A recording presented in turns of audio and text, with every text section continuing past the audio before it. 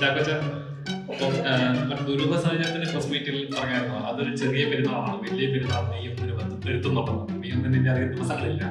അപ്പം അതേപോലെ തന്നെ ഇപ്പം ഒരു രണ്ട് ലെജൻസിന് മുമ്പിൽ ഒരേ ഫ്രെയിമിൽ ആ സ്പേസ് ഷെയർ ചെയ്യാൻ ചെറിയൊരു എന്തോ കാര്യമല്ല. അത് എങ്ങനെ ഉണ്ടായിരുന്നു അവരുമായിട്ടുള്ള ഒരു എന്താ പറയുക, ഇടിച്ചു നിൽക്കാൻ പാട് കേട്ടോ?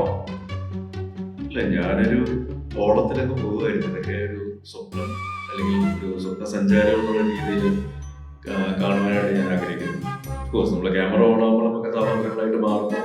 എന്നതിനപ്പുറം രണ്ട് പ്രതിഭകളുടെ കൂടെ, മഹാപ്രതിഭകളുടെ കൂടെ അവരോടൊപ്പം ഒരു സിനിമ യാത്ര എന്ന് പറയുന്നത് ഏതൊരു അഭിനേതാവും, മലയാളത്തിലുള്ള അഭിനേതാവ് എന്നുള്ള മാത്രമല്ല, ഏതൊരു അഭിനേതാവും കൊതിക്കുന്ന കാര്യമാണ്.